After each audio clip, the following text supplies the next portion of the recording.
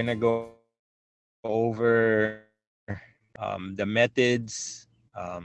So I listed 3 over there: CAFO, and then we're gonna talk about considerations, your goals, land and access, climate consideration. Oh, I didn't update that part. I guess we'll just put it there, space. And then we'll do pros and cons between those 3 methods, um,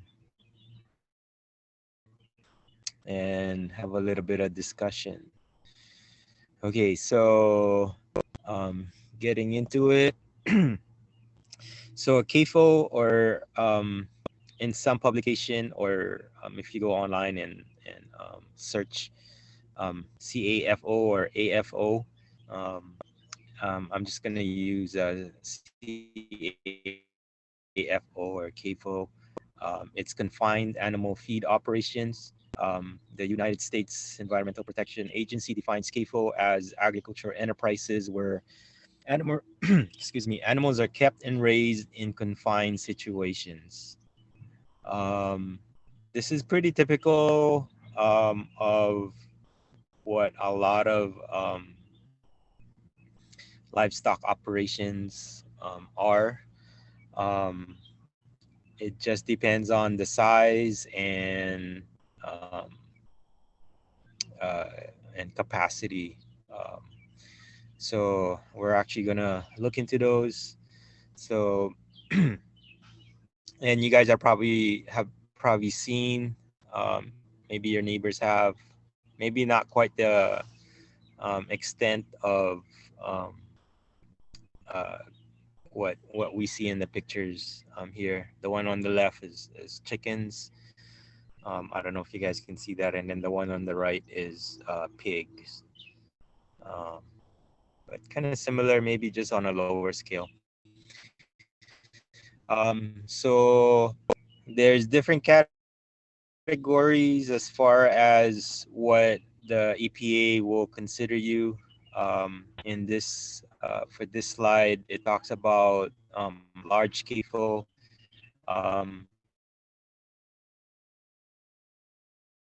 and that so if you have that type of system, you can have up to 125,000 broilers or meat chickens, 85,000 egg laying hens, and 55,000 turkeys. So a non-liquid manure handling system is basically the animals are inside and the manure just goes on cement. Um, the the structure or building has a cement floors, and it is caught either for broilers. Usually they put bedding, some type of bedding, either um, is it sawdust? It's not sawdust. It's some kind of pelleted form. Maybe it is sawdust. I can't remember. Anyway, that manure is um,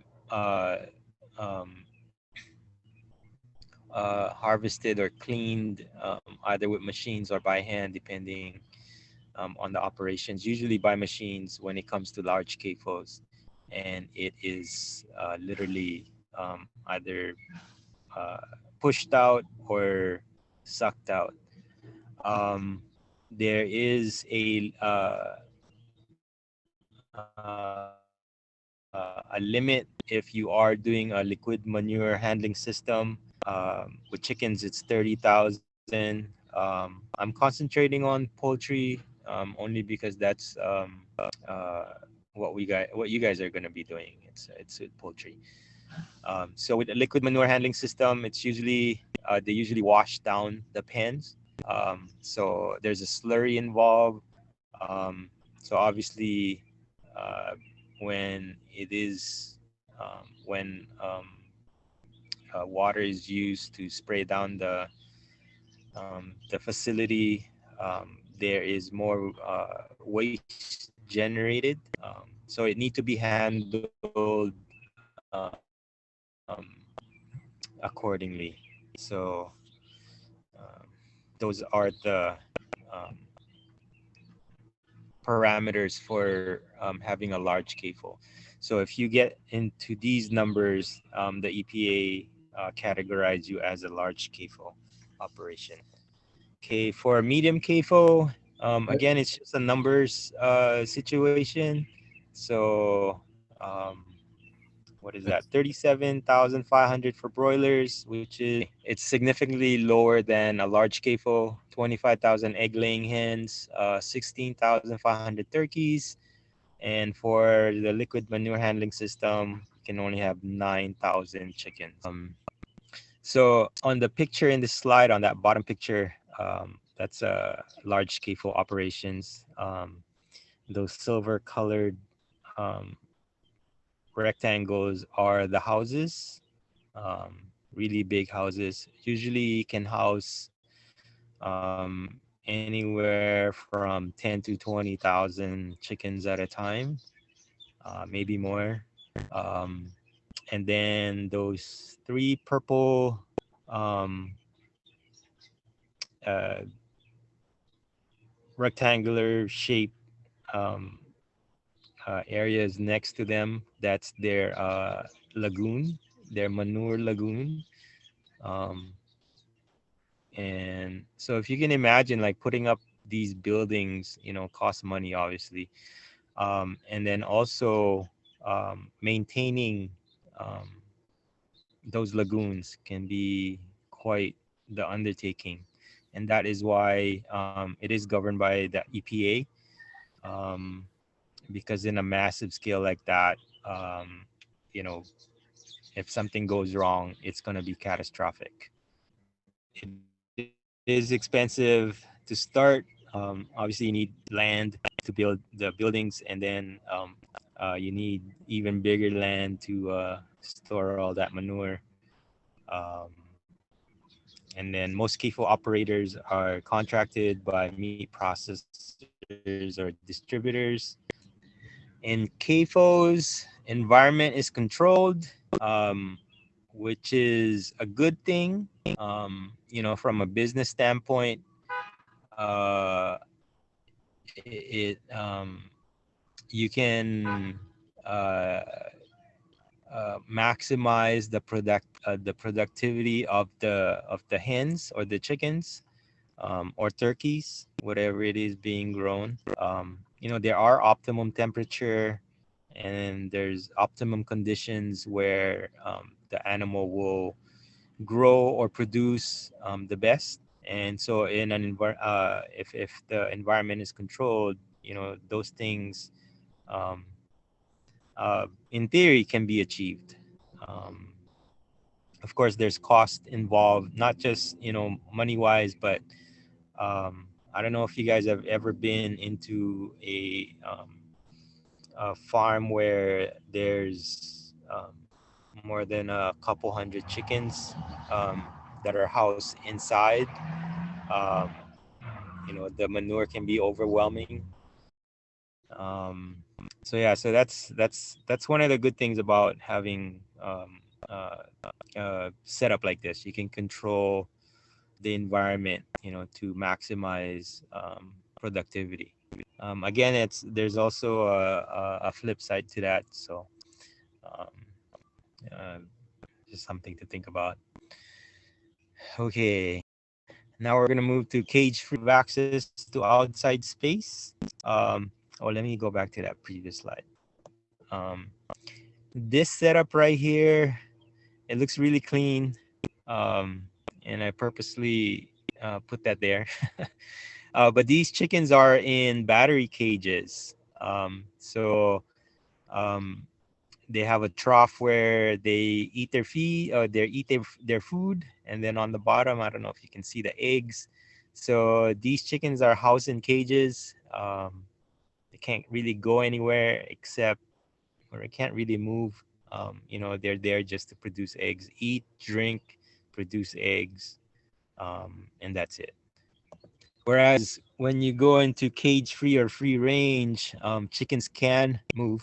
They're not in cages, obviously. They can still be in a big house, big warehouse setting, but they're free to go wherever they wish. Um, I did find, at least for our operations, um, they'll go from one end to the other, but really, they kind of stay um, where they need to be. They go where the food is, they go where the water is, and if they gotta take care of their business, meaning lay eggs, they go to their next nesting areas. So the picture on the left, chickens are inside. Um, like I said, they're not in cages, so they can go wherever. Um, so that's a good thing. It can also be a not so good thing, because you can't really control where the chickens go. Um, and um, let me go on the previous slide. Um, Over here, the chickens interact with the ones that they're in the cages with. It's I've, I haven't seen any picture or even heard of stories where there's only one chicken per cage. It's usually two or three, maybe even more. Um, uh, with this setup, they debeak the chickens, meaning they cut off their beak, so that way they don't peck each other.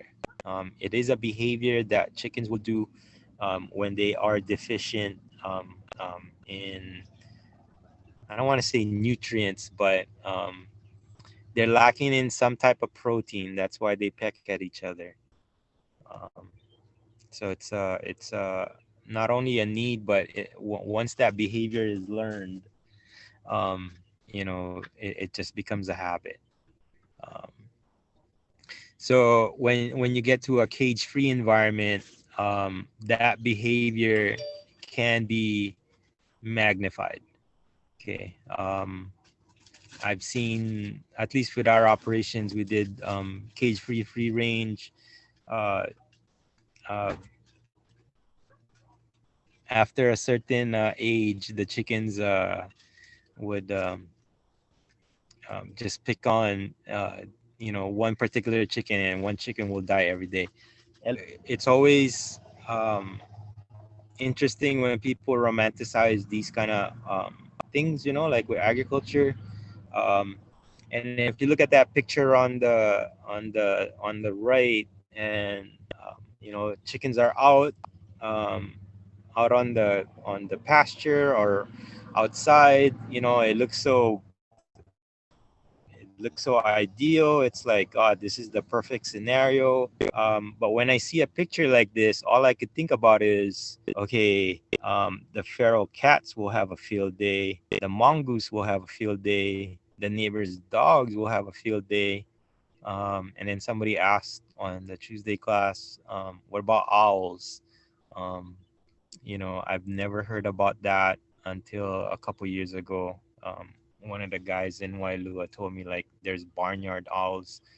I thought there was just the Hawaiian pueo. They said, like, they snatch, I think, the younger chickens, the chicks, more so than the adults. But so issue with predators when you get to uh, this scenario, and also weather, right? So if it's raining, or if, say, like, it's in Hawaii, right? Like, it could be sunny right now, and then like 5 minutes later, it could be like pouring rain. So if they're out, um, you know, how do you herd chickens, that much chickens, back into the without them getting too wet, right? So that's something to consider. With cage free and free range, startup cost is determined by the number of hens, coop size and design, access to land, and all those things. Um, you know, for you guys are getting, I think Annie said, less than 24 to begin with. So not a significant amount. But if this is something cage free range that you guys want to do, then obviously you got to consider, um, well, I shouldn't even say consider because you already have the area to do so. um, that's why you're in the program. But if you are going to take it to the next level, meaning you're going to expand, that's something to consider, right? um, and you want it to be, in this scenario with the chickens always inside. They have movement from one end to the other, um, but if they don't go out, that's still considered cage free. um, to some extent it's free range, although they kind of define free range as, if they can go out or even just get some sun, they don't even have to go out per se. So like, say for example, if you have a chicken run, they call it, it's still enclosed, but they can get some sunshine. It's still considered free range. um, so you can control that environment. um, so you can kind of have the best of both worlds, them being confined and being able to go out. But if, as you can imagine, controlling the environment, however the size is gonna be expensive as far as maintenance is concerned. Um, so something to think about. Okay, now let's talk about pasture raised. Okay, chickens that are raised outdoors can forage and have a lot of movement. So with the previous one with free range, the chickens can go outside. It can be for 2 minutes, 5 minutes, 10 minutes, 20 minutes, or it could just be like 10 seconds. Um, that is considered free range. With pasture raised, the chickens are outside most of the time. There's still a coop nearby, for nesting, for laying eggs. Usually the feed and water is there. Um, so just in case if there's rain or at night when they need to sleep or roost, they have a place to go to. Um, this picture is a really good example of pasture raised, and they actually took it a step further. I don't know if you can tell. It is fenced in, and there's actually a cover, so no feral birds can come in. Um, I don't know where this is. I just saw it online. Um, and that coop is movable. I don't know if you can see it, but there's wheels there. But with that structure, if you can imagine, it's gonna take a lot of, usually a machine to move that thing, and then a lot of effort to also uproot and move the fencing that is protecting the chickens. Okay, but it is necessary to have that. In the mainland, they have big cats, snakes, uh, dogs. More predators than us here. Okay, I've seen chickens too, and we would hear stories about lynx coming in and um, killing their chickens or eating or taking their chickens. I've never heard of a lynx. Of course, Google it. It's just a big cat. Um, and what was the other one? Coyotes and foxes, I think. I don't know. I can't remember. Anyway, we don't have those here, thankfully. But we do have our share. Okay, environment is not controlled. Um, this is really important when you are considering doing this raising with this type of method. Like I said, with the weather, um, you know, uh, and then even actually herding them at night. So you don't really want the chickens out. You know, you want to put them back, or you want them to go back in the coop. So it is possible, it is doable. You just have to train the chickens. Um, and again, you know, these pictures romanticize this type of method. Um, you know, chickens look so happy, whatever, um, and they are. You know, they can do chicken type things.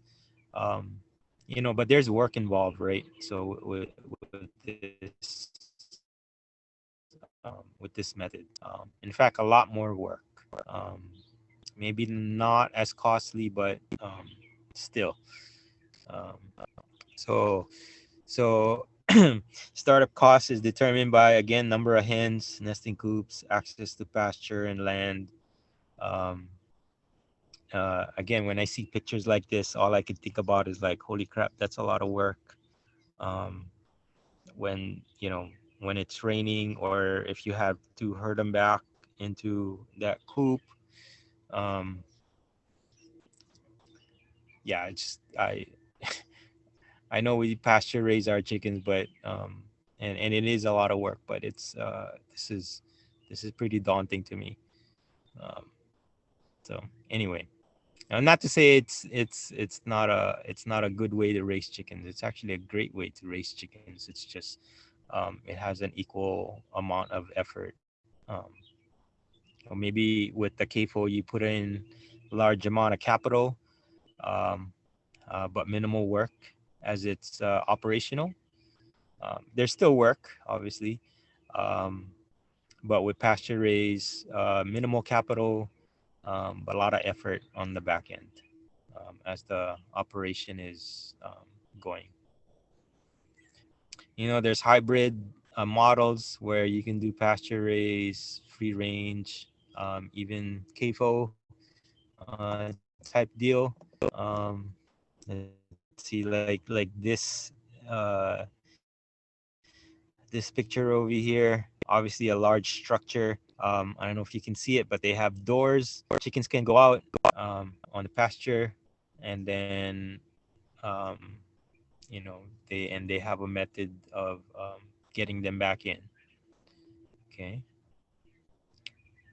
all right.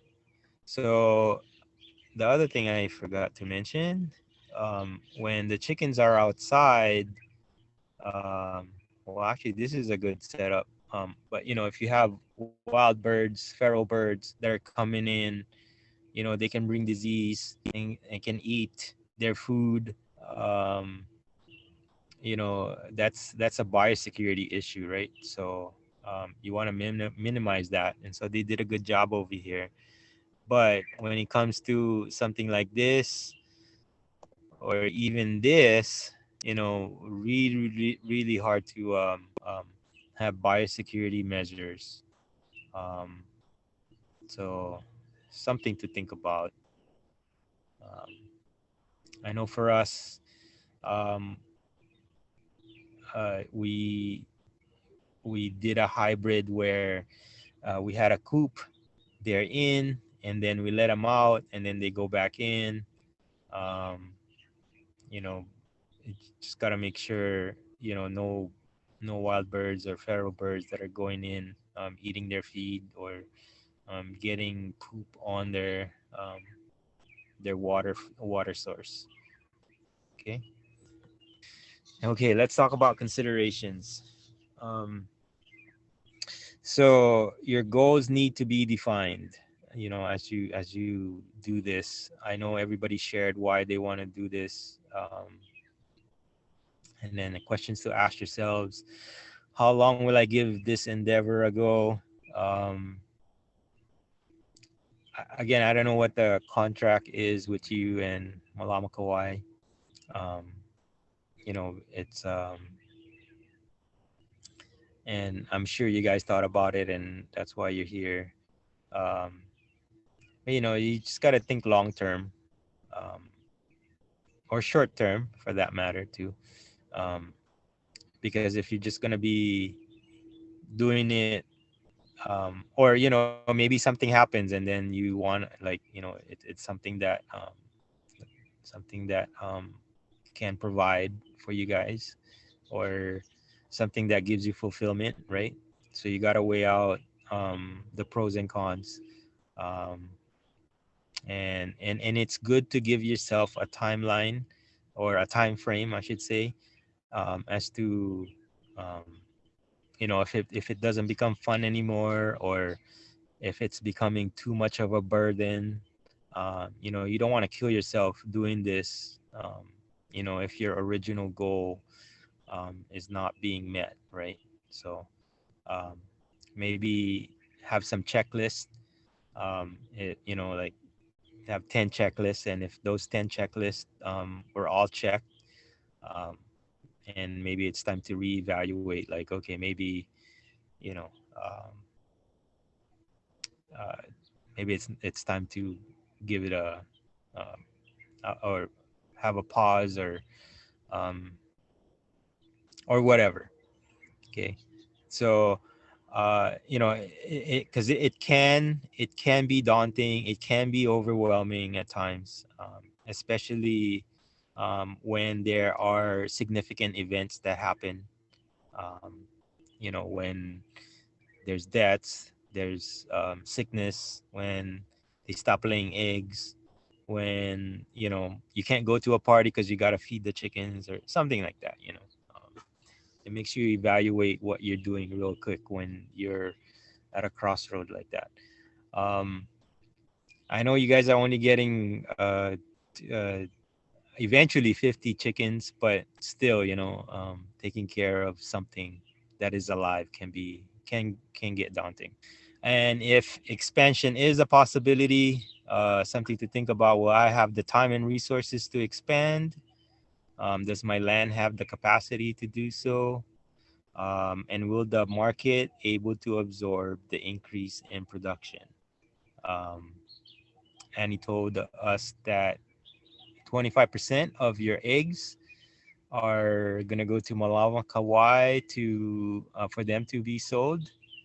Um, and I shared this. Again, this is my personal opinion. Looking back, and even with our current operation right now, if somebody's gonna buy my product without me having to market, or go to a farmer's market, or having to deliver, I will give them all my product if they can move it. um, Time wise, it just makes sense.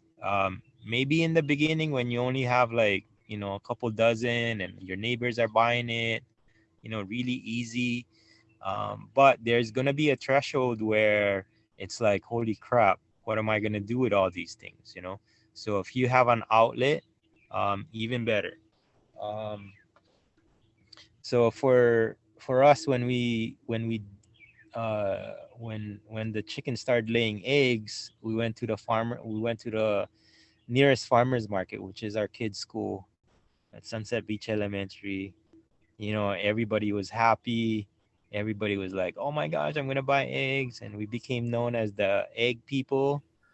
Kind of weird. Um, and then, um, for those who can't come, we just told them, like, yeah, just come to the house. We live up top at Pupukea, and they're in the fridge usually. Um, a lot of times people call, sometimes they don't. They just grab and then leave the money in the fridge. Um, and so it was all happy dandy, whatever, right? Until we started getting more chickens, and then it's like, okay, um, the regulars are still buying, but they're not really buying everything. So we had to go elsewhere to move the eggs, right? Um, and I think at one point we were producing like 20 dozen a day or something, Oh, and that was, for somebody who have never done it before, no experience whatsoever, that was like mind explosion experience, because you know like, we paid for the feed, we're doing the work. um, where are we gonna sell all these eggs, right? So so something to think about. I'm not saying you should just sell all your eggs, you know. I'm just saying, like, if it's right for you, or if it makes sense, I would just, you know, because Malama Kawai bought an egg washer. um you need to wash the eggs, and we'll talk more about the safety and rules and regulations as far as marketing your eggs um, a few weeks from now. But you need to wash your eggs. You need to put them in a brand new carton. If you are using a carton, you can use a you can reuse uh, containers that can be washed, but they need to be sanitized. But then it's extra work, right? You got to wash them. Maybe it's not extra work, um, but also you need to make a log, so that way, you know, if something happens, you can say, I washed these. I washed them on this day. I disinfected them, with this solution, blah blah blah. So totally doable. But it's just something like to consider if it's something worth doing. Okay. Um, so yeah. So if you do expand, right? Like, will you be able to sell all of those? And if Malama Kawai can buy all of them, then more power to them. Especially if you don't have to wash the eggs, because washing eggs by hand um, can be tedious. Um, and it makes your back sore. Anyway, I used to do that a lot. Um, so land and access. Do you know the history of the land that you're in? Why is this important? Any ideas or care to share? Why do you need to know the history of the land that you're gonna raise chickens on? There's no Maybe there was a poop lagoon on it one day. right. Poop lagoon. Pesticides from the plantations and Yes. Yes, Mhm. yes. What else? Or other chemicals, right? Yeah, Uh, contaminants, other chemical Contaminant. Yep. contaminants. Um, I know certain pathogens can live on the ground for a long time. Um, our chickens had, or at least our meat chickens, when we were pasture raising them in Pupukea, they got worms. Um, when we were slaughtering the chickens, there was this thing that my sister pulled out, and she's like, "What the hell is this? This chicken is dead. Why is this thing moving?" And we didn't know. Of course, grab your phone, take a picture, Google it, and they got worms. So we've never gone to that area again. Um, and then come to find out um, that the worms can lay their eggs, and they can live for over a year on the soil. Okay, so something to think about. Of course, there's ways to amend it, but if you can get the history of the land better, because I don't know what your situation is, if you're leasing a land or if you're somewhere else aside from where you're living. Just something to consider. Okay, is the land flat or on a slope? Okay, really important. Um, because you don't want to do pasture raise if you're on a slope, especially if your coop is on wheels, or maybe at least not on a steep incline, right? Moving that thing can be a problem, especially if it's raining or if it's wet. Um, Most of us have clay soil. So, and you guys know when clay is wet, right? Like you can't go anywhere. Sometimes even on 4-wheel drive. Yes. oh, oh no! I was like, you slip. Oh, I was yes. also thinking if your land is on a slope, even a slight slope, that's where all the water goes into the coops and kind of hangs out there, and your chickens are swimming. Right. Mm-hmm. Okay. So something to consider. Next week when we go over coop design and and those things, we'll address some of those issues. Like I said, you can do a hybrid setup. Um, or if you just want to do pasture raised, that's fine too, and then um, we'll explore some considerations so that way you can minimize problems, especially when it's happening. um, okay, the other part or the other question is it easily accessible? Okay. um, do you need four-wheel drive to get to where you're gonna put the chickens? Because it's great when it's dry, but again, when it's wet, can you get there? We actually had this issue um, at the site where we're at now. We didn't have four-wheel drive when we first started, um, and we bring in the water. Well, actually, we still do that now. We have IBC totes. We have two IBC totes on trailers. On a trailer, we haul the water to the chickens, and then we pump it into their water containers. Um, it was there was a hurricane headed our way. We couldn't get to the chickens. In fact, we were supposed to harvest. I couldn't back up my truck. Um, we couldn't even give them water, and then the feed we had to literally walk it. I mean, granted, it wasn't that far, but still, you know, putting 50-pound bags on your shoulder and then walking it while it's raining and muddy, um, trying not to slip, was was was an issue. Um, so you got to consider about accessibility, and then also if you're on land that has or are growing vegetables, you don't want to put your land above where the vegetables are, just in case it rains, or even if it's flat, right? Because you don't want that manure getting into your vegetables and contaminating the vegetables. Um, so something to think about. And then how much area can be used.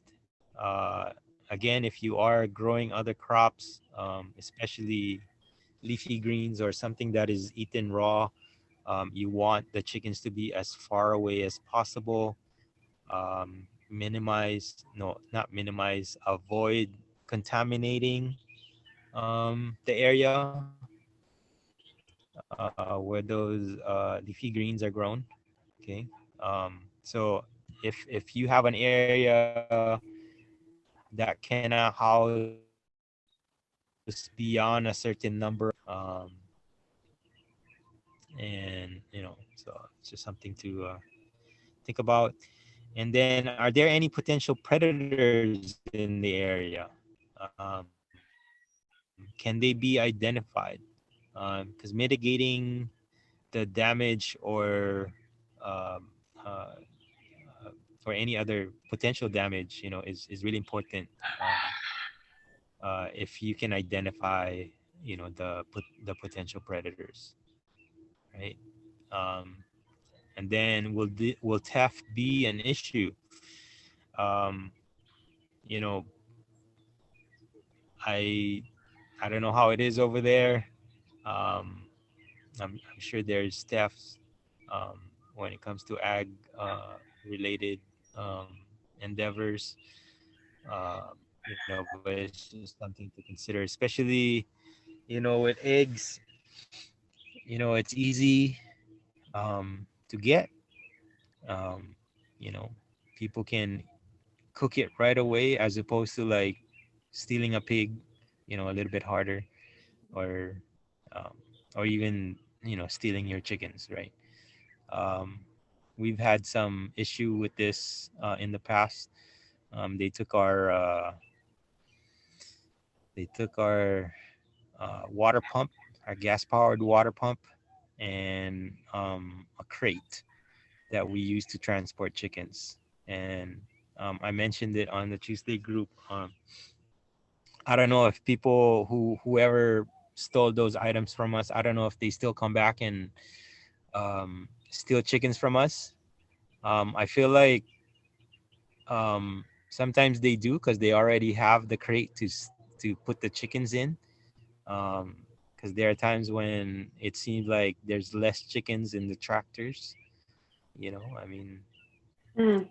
if they are stealing them, hopefully they're getting some kind of uh, some Campylobacter or some Salmonella. What? No, I'm just kidding.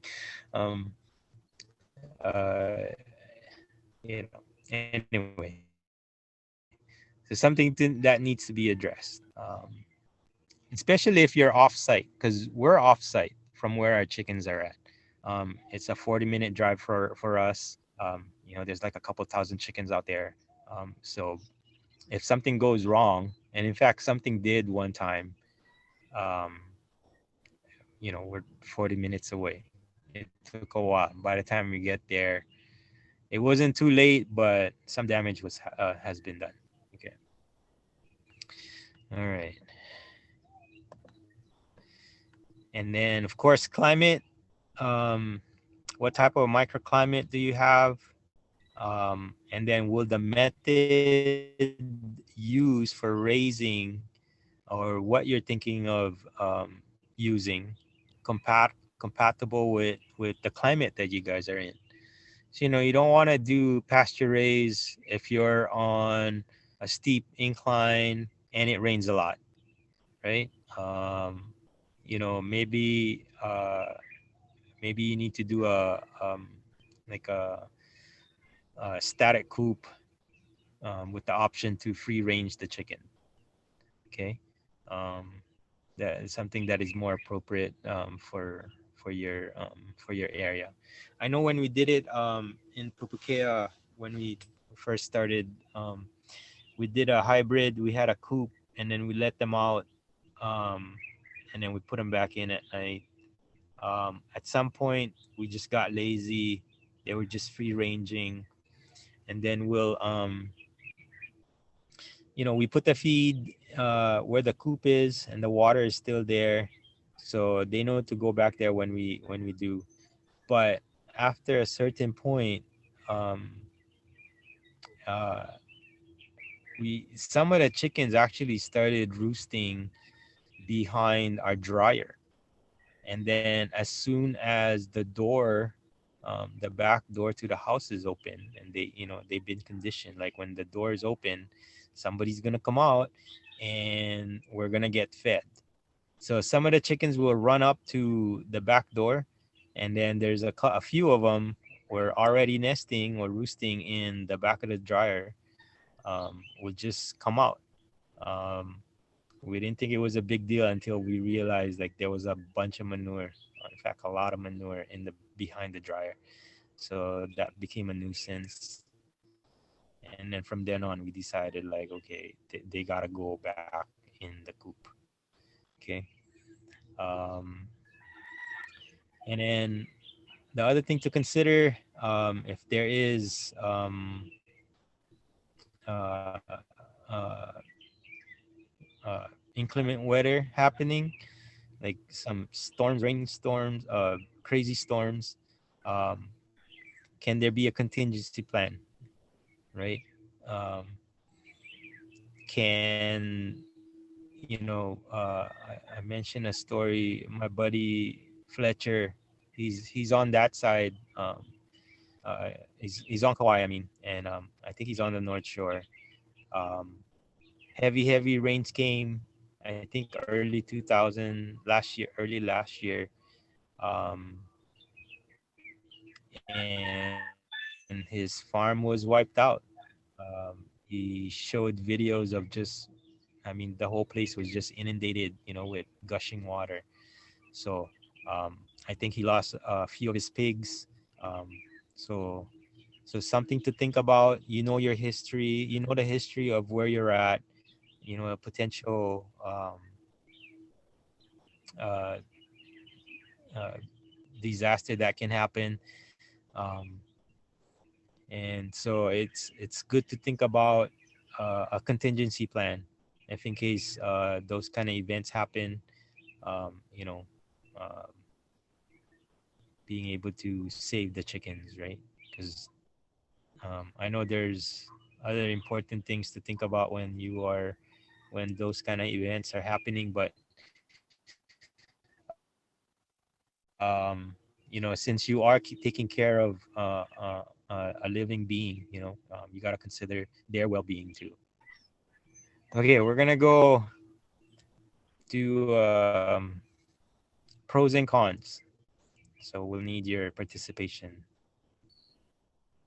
Can you still type in, Annie? On Yep, the I got it. All right, cool. Okay, so CAFO, what are the pros and the cons? What's good about CAFO and what's not so good about CAFO? And type it in or just blurt it out, They don't run away. You can keep, where they are all the time. right? Yes. The birds are protected from predators. Yes. I think that if you have a CAFO, one of the pros is that you have a lot of money. A lot of money, make more money.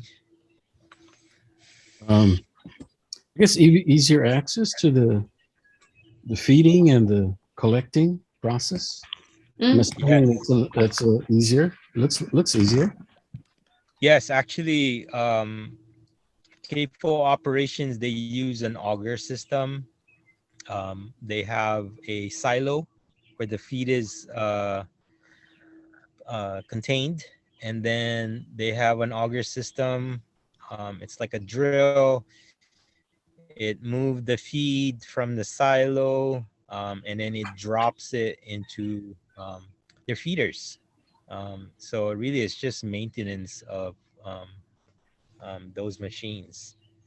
Um, the CAFO that I visited over here on Oahu, they do have an auger system. Um, the environment is not controlled though. It is open, so the chickens do get sunlight, um, uh, but they are enclosed. So there's obviously a distinct smell. Um, Not too bad actually, um, but yeah, um, yeah. And then I didn't. That's the one thing I didn't notice is how they collected they collected the eggs manually. Um, Although there is a way to get the eggs by automation, but that particular one I visited, they were collecting the eggs manually, because guys would go in a Tyvek suit, and then they would come out with baskets and baskets of brown eggs. It's pretty cool to see. Yes, access for sure. What about cons on CAFO? You have to use a Tyvek suit. It's hot. It's hot, yes. Probably costs Yeah, a in lot. fact, go ahead. Go ahead. No. I'm just thinking about the costs associated with trying to maintain the building and keeping it clean and just the whole sanitary process. Yes. There are guidelines. Funny you mentioned the suit. In practice, if you were to enter one house, let's say for example you have 2 or 3 or 5 houses, right? So you can't use the same suit.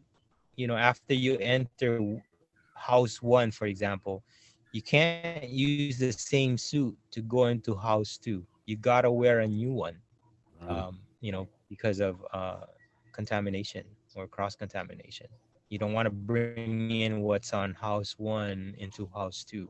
Um, when I did a presentation for the big egg producers many years ago, using lactic acid bacteria.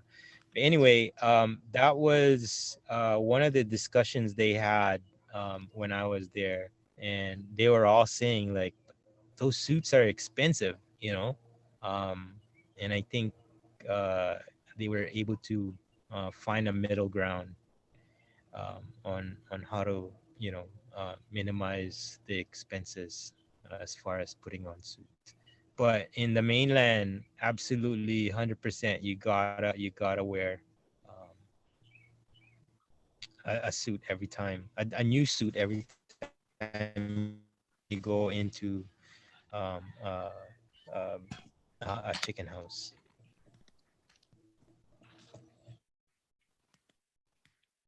All right. Yes, poop lagoon, manure collection. Uh, the manure can also be a pro because you can sell the manure, albeit there is a curing period. Um, I think in Hawaii, it probably has one of the strictest laws as far as being able to sell animal manure for fertilizer. Um, it's a tedious process, and I think that's why that particular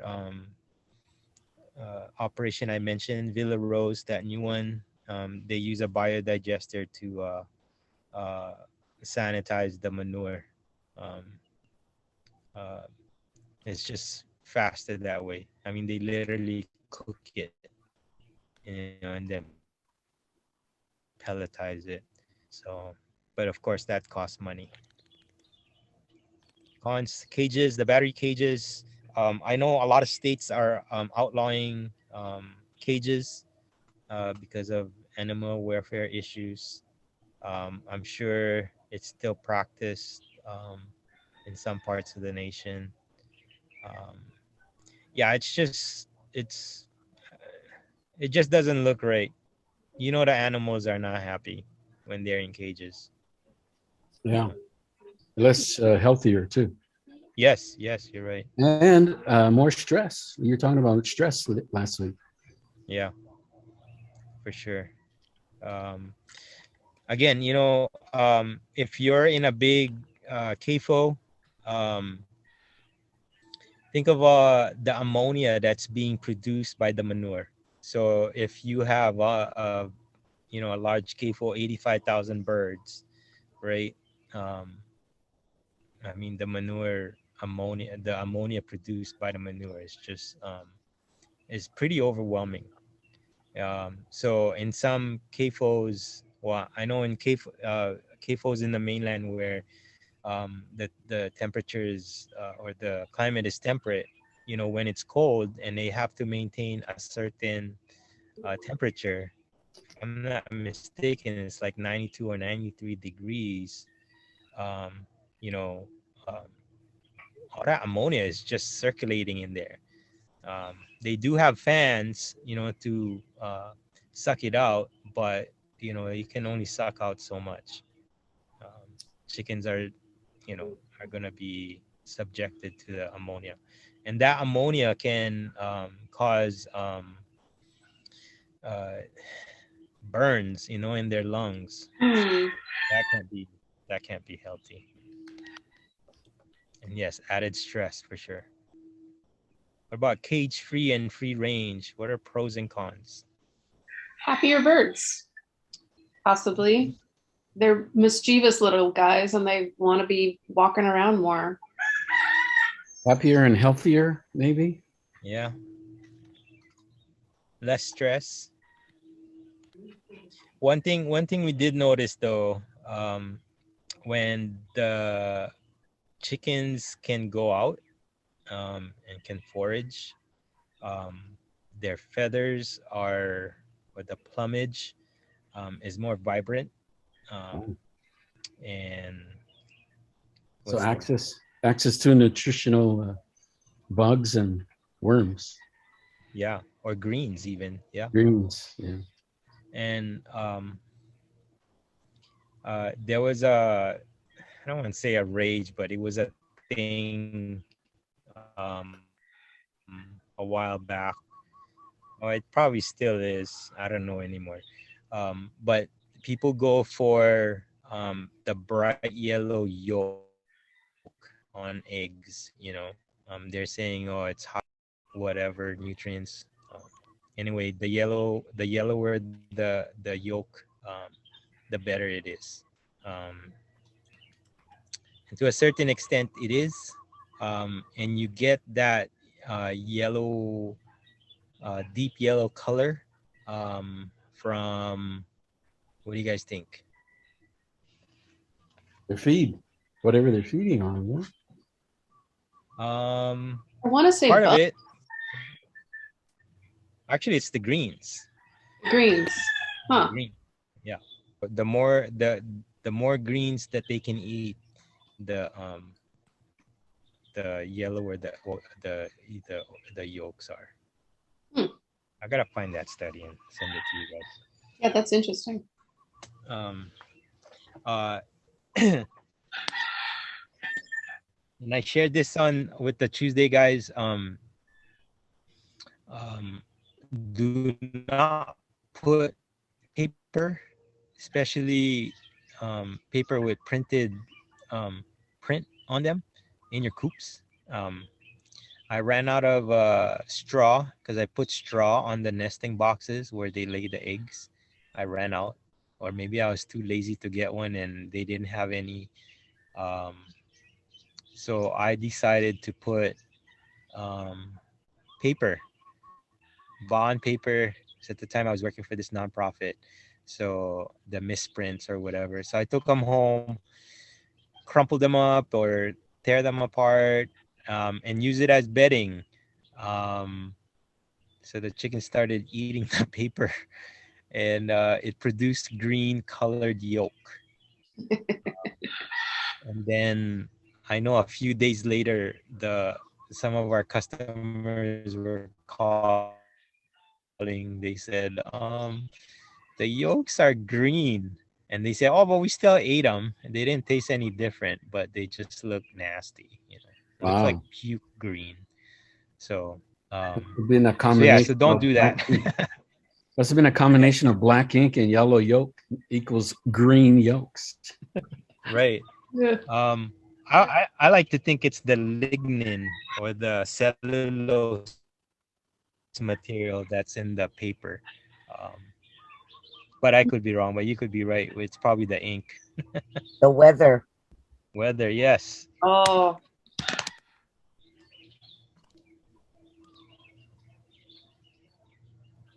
I'm just gonna put exclamation marks on that based on my experience. I know it seemed like Kauai is getting the brunt of everything. Um, I If don't it's know. rain, it's ours. If it's wind or volcano, it's the Big Island. But like, we get all the But rain. it really hasn't been that bad, the rain. I'm like, I've seen worse. Meh. I thought that until my chicken yard was just filled with pools. And like I had like the coops that were like half covered and half open, and then the open part it was all like this like pool for chickens of mud, and they're sitting there just bedraggled on the inside, just like, what do we do? So I had to lift them up to drain the pool. I thought it didn't rain that hard. So with cage-free, free range, we can kind of intermingle with the next one, which is pasture raised. Because Mhm. really, you got elements of both. You're gonna have to have elements of both pasture raised and cage-free, free range.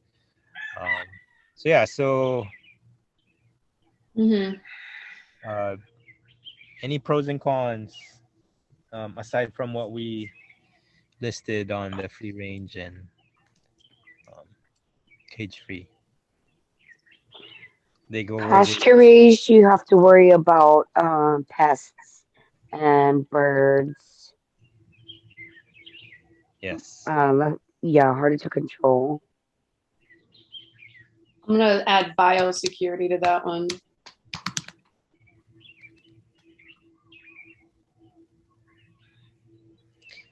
Yeah, with our current operation right now, our our our coops or chicken tractors that we use, um, you know, they are the walls are about 2 feet high, and they're covered with hardware cloth. A little bit sturdier than chicken wire. We used to use chicken wire, but they don't last very long. So we use hardware cloth. It's that square. Um, Oh, uh, yeah, it's not woven like the chicken wire. It's more squared, and I think they're welded. A little bit more expensive for sure. But anyway, and then I'll show. Well, I'll talk about it next week too. But anyway, the top part is open, so the the wild birds go in, and so for years, um, they were open and didn't think much of it until one day I came in, and I kid you not, like each tractor will have like 20, 30 birds inside, um, and they're eating the feed. So my chickens are not growing because I'm always thinking like, man, I must have crappy feed. I'm using crappy feed because the birds are not growing. And then I found out, you know, the wild birds are eating the feed. So, we're spending a lot of money on feed, and my birds are not growing. And so I had to take care of that issue real quick. Um, um, so yeah, so now the birds are typically on schedule, unless some event like when it gets super cold, then something changes. But um, so yeah, the water they can't get to because we're using nipples, but for sure the feed, they get in, and then and sometimes they poop on the feed too. So we got a question in the chat. Are chicken tractors considered pasture or caged or sort of a hybrid? yeah, it's more of a hybrid. Um, there when you say pasture, really it's just they have access. They're outside, right? Except if they're on a tractor, they're protected. Um, at least um, for us with the meat chickens, their physiological makeup is a little bit different, or maybe not physiological. Um, their needs are different. Um, so with laying hens, they can go out, they can fly. So if something's coming towards them, a predator, whatever, they have a chance to fly.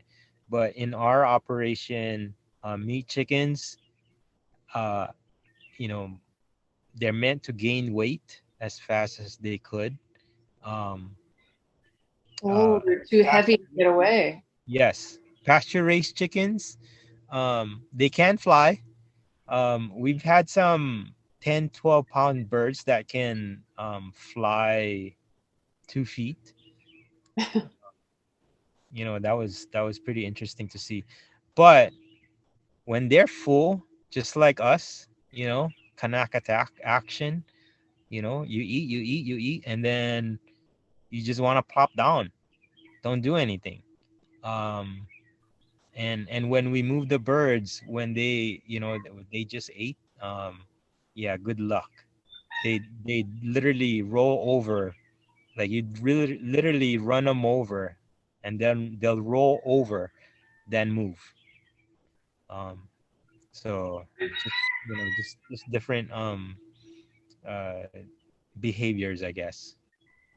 Um, but they still have access to the grass, to bugs, just like if they were to free range or to be out.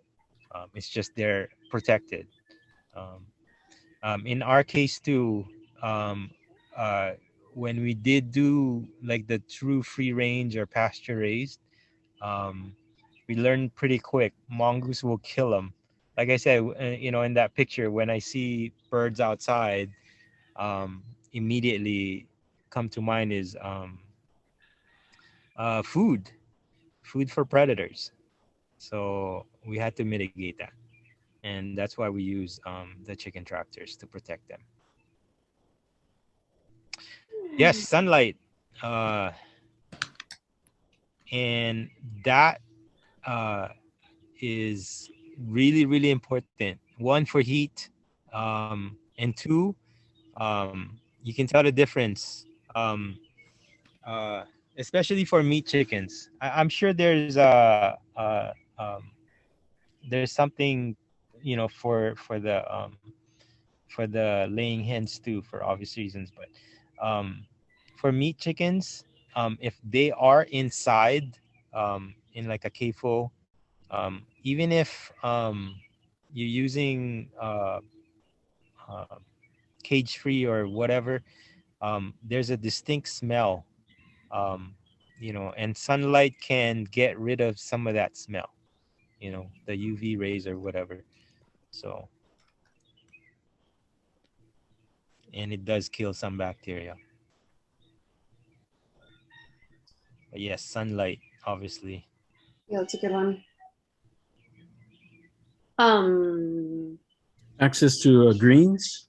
Green, yes. mhm. Oh, yeah. UH did a study uh, years ago, on pasture raising chickens. So depending on what they can forage on, the study that they did, the chickens were on perennial peanut. It's a legume, um, and based on the research that they did, it can supplement up to 15 to 20% of their feed. So that's pretty significant. So if you have pasture, any greens really, um, can supplement. Hey, I did a search on perennial peanut. Looks like that ground cover they have on the landscaping. Yes. Yeah. Hmm. Yes, that's what that is. Wow. Exactly. Um, you just gotta And be it's actually a really good cover crop too for farming yes. vegetables. Really? Um, yeah, you just gotta be careful with perennial peanut. I heard that pigs love it. Also, it can be hard to get rid of. I mean, it just forms this mat, on the soil. But if I could, uh, uh, I guess if I can do a do-over on our operation, I would literally just plant perennial peanut, Uh, for the chickens. is that like your top plant recommendation for feed, chicken feed, or would you? Is there any others you recommend besides? Um, How about guinea grass? Guinea grass is okay. Actually, our chickens are on guinea grass. It does give a what you call uh, a little gamey flavor. Um, it's okay when it's young, but obviously when it gets older, it's a little bit more fibrous, and not to mention those little hairs sticking out. Um, you know, it Yeah. can puncture the skin. Um, but yeah, it's okay as long as you mow it regularly. Um, they will eat the new buds or the new growth, um, Hmm. which is when it's more nutritious anyway.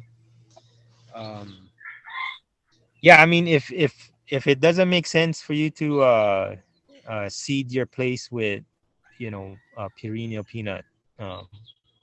You don't have to, or maybe just start small. It does take a while to start, especially if you're doing it by seed. Although I've been told that seed or transplant is about the same time. We were on black oats field at one point. There was a distinct sweetness taste to the meat of the chicken, so I'm sure it can add to uh, um, it can add something to the eggs. If you're gonna do the um, laying What you hens. said, oats? It is an annual though, black oats. Black Um, oats. yeah, it is an annual. So it will die off after a couple months, I think. Um, so really, what you want is a perennial uh, grass or cover. Okay.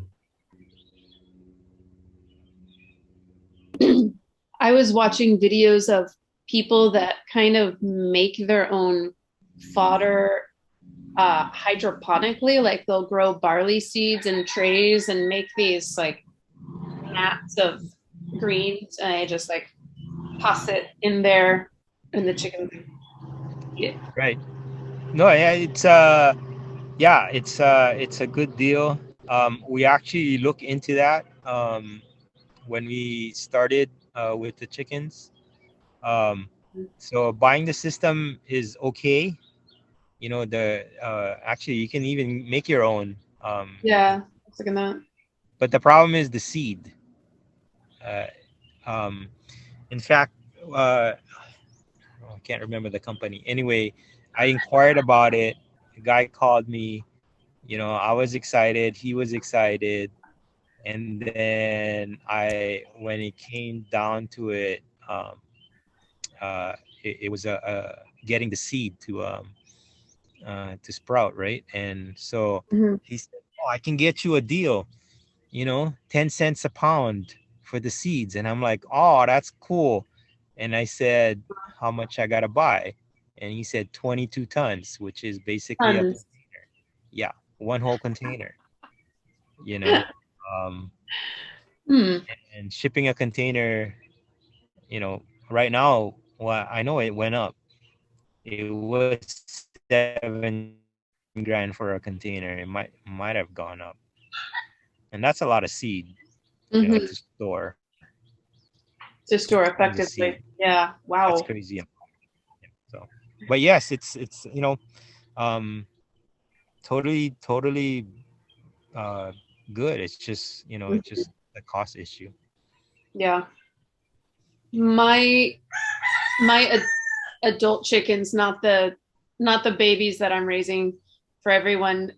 They're the field next to my house, like the forest next to my house. If people used to dump garbage there or something, and so in my chicken yard, my chickens are always digging up ancient trash, and so every so often I'll go out there and there's a beer can in there or like toys or tools or something in there. I don't know if that's a pro or a con because it's funny, but I wish that there wasn't garbage that they're tooling around in. So that just goes back to like, what was your land used for before?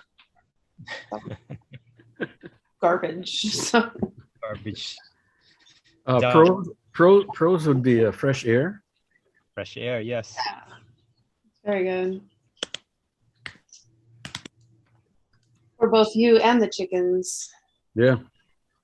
I remember when I was younger, my friend's mom used to raise rabbits, and she had them like in this one part of the yard, and she broke it up kind of into like 4 pieces, and 3 of the pieces would be growing like random fruits, like wild strawberries or whatever, and they'd graze in one area, and then when that would be all empty, they'd graze in the next area where she'd farm a bunch of random, easy to grow stuff. Yeah, and so for her, it was cheap because she bought seeds, threw it, grew it, and that's what the animals ate in between of what she fed them. That's interesting. Yes, the quadrant system. So yeah, similar to cows. You know, you you fence off an area, let it regrow. Yeah, I forgot to talk about that. You know, when you're doing pasture raise, you don't want to keep them in the same area for longer than necessary, because they will literally just kill everything that's growing on that area. So it'll be based on how many birds obviously you're gonna have. And so when you think like, okay, you know, the area needs to rest, then you go to another area.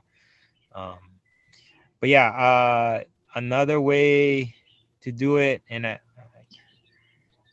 I'm trying to think if it was my buddy in Wailua. No, I think I saw it online. But they were gonna do it. So they had the wire mesh or the hardware cloth sitting on 2x4 a rectangle, and then they grow whatever underneath, and then whatever goes beyond the wire mesh, the chickens can eat. So they don't necessarily eat all the way to the ground, um, but you know they do get access to whatever is growing. Um, and also, I forgot to mention, you know, when you are doing pasture raise, you know, as you are moving them, the area that they were on previously, um, it's it get pooped on, and so that poop eventually will create or will fertilize that feed. So hopefully it's going to be a while, but once you do your rotation and you get to that field that you started on, you know, the whatever is growing will be more nutritious because of the manure that fertilized that area. So in essence, it's uh, agriculture or practices. So so yeah, so that's, I guess that's a pro. Um, you're you're putting back, you know, what you used in essence, maybe even better. So I know when we first started, or the area that we have our chickens on right now, when we were there um, for the first time, it was mostly bare soil, and now it's just covered in grass, whether it's guinea crab or whatever else kind of grass. It's just, you know, it's just different. There's more bugs too now. um uh Mealybugs, um centipedes, um what else, That's cockroaches, field cockroaches. Yeah. So, and the chicks do eat it. When they need it, they will eat it. It's kind of funny watching them too when they do it. Cons, weather, you know, uh, I think more significantly than if you did a hybrid coop and free range. Um, I think I showed a picture of you last week of when it rained pretty heavy where our chickens are at, and it was flooded. Um, you know, it's mucky and nasty. And then, so we slaughtered earlier today. When I was harvesting chickens last night, um, I did see some of the chickens had avian pox or chicken pox. Um, uh, you know, when I was harvesting them, they were on the thigh area, and I kind of knew. I'm like, oh man, you know, Jamie, my wife, is gonna be doing a lot of work today because she has to, you know, if it doesn't come off when they're on the feather plucker, um, we're gonna have to scrape that off. So it kind of forms some scab. Um, so yeah, so because of the rain, mosquitoes galore. Um, the birds were okay health wise, but cosmetically, um, it doesn't look it, it it doesn't look nice, I guess. I mean, it doesn't affect the bird, you know. It doesn't make you sick or anything, but it doesn't look good, I guess. So it's something to think about. Um, if it rains really hard, uh, mosquitoes are just gonna come out after. So I guess the cons would be protection from these kinds of uh, ailments Yeah, or yeah. conditions. Um, yeah. On one hand, like they're healthier because they do get access to sun, wind. Um, they get to eat grass and greens and bugs. Like with CAFO, we hear about them giving antibiotics, uh, and that's because you put crazy amount of chickens in a confined space. Something's bound to break, right? um, Whereas with pasture raised, um, you're banking on um, the health of the chicken, um, with the way that you are raising them. So that way, when something do happen, or wild birds or uh, mosquitoes are pretty significant, that they are able to weather uh, you know um, those situations. um, but you know like I said, if it rained hard, they get wet, and if their immune system gets somewhat compromised, there is that potential, right, that it can create some significant problems. So so going back to what I talked about on the first week, taking notes, observation, making sure, like, the behaviors are noted, so that way you can get on top of it. Even if you lose that one bird, but if you can save the rest, that's that's key. That's Mm. that can make all the difference. So for next week, um, we're gonna talk about uh, this space and making your coop.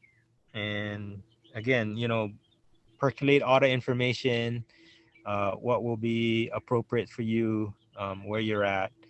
And then we'll talk more about, doing a hybrid between pasture raised and cage free range. Obviously, you know, we're not going to do CAFO. Um, uh, so I'm going to present some ideas, and then it's really up to you how you want to do it. Um, so one is, at least one, two of them. One is, it's called a chickshaw, by this guy I met a few years ago. I still can't remember his name. Um, so it's a movable coop, kind of neat design. And then the other one is, it's called the Hubble Bubble. I don't know if you ever heard of it. This guy named Mike Hubble. He's actually a friend. He's on the Big Island. We were trained in Korean natural farming together, and he created this Hubble Bubble. It's just a, you know, it's just a coop, four walls, open, meaning, I mean, it's protected uh, through chicken wire. But yeah, simple design, but yet very effective. There's many iterations, um, you know, similar to that. I mean, he just called it Hubble Bubble because his last name is Hubble, Mike Hubble. and uh, yeah. So anyway, we'll talk about that next week. Any questions or anything to add?